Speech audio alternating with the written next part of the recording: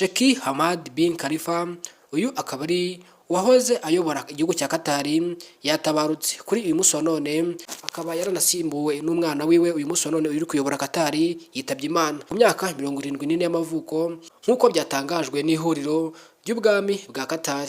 Uyu muyobozi yakoze ibikorwa bitandukanye mu gihugu cya Qatar, birimo n'ubundi guteza imbere ibikorwa remezo ndetse no gukora n'ibindi bitandukanye. Uyu muyobozi kandi yakemuye ibikorwa by'iterabwoba, ubwicanyi bwa hato na hato, imyigaragambyo ndetse n'imvururu byarangwaga muri Qatar mu myaka igihe yayoboraga cyangwa se igihe yari yiyamamarizaga kuyobora iki gihugu, cyane yuko yari umuyobozi ukomeye cyane mu gihugu cya Qatar ndetse wubahagwa n'abatari bake. By'umwihariko abanyakatari baramukundaga cyane kubera yuko yazanye impinduramatwara z'iterambere ndetse no kwimakaza ubumwe bw'abaturage ba Qatar, ateza imbere ibikorwa remezo ndetse anazamura ibyazwa umusaruro rya peteroli ndetse n'ibikomoka kuri peteroli byose abiteza imbere, ndetse akora inganda zitandukanye mu gihugu cya Qatar zitunganya ibikomoka kuri peteroli.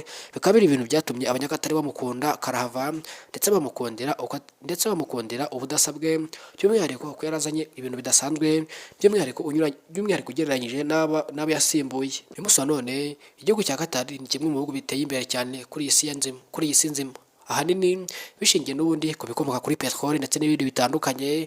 Igihugu cya Qatar gikesha umutungo wayo kamere tuzi nka peteroli. Qatar kandi yamenyekanye kuri sosiyete itwara abantu n'ibintu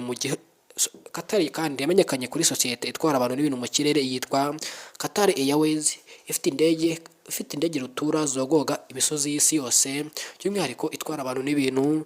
Iyi kampani cyangwa se iyi kompanyi yamenyekanye cyane muri Qatar ndetse ikundwa n'abatari bake. Kugira amagingo aya ngaya indege zayo ni zimwe mu ndege nini ku isi, by'umwihariko ibicuruzwa byabo ni ibicuruzwa batwara mu gihe gito cyane. Qatar kandi yubatse izina kuri ubwo bwose, gusa uyu munsi wa none bari mu gahinda ndetse no mu cyunamo kubwo wahoze ari umuyobozi wabo waje kuba atabaruka. Nshuti bakunzi badasaba kubana natwe hano wisanze ni Taifa Rwanda. Nimba uri mushyashya icyo gukora urakizi, njye nitwa Taifa, naho mu makuru ataha. Ciao ciao.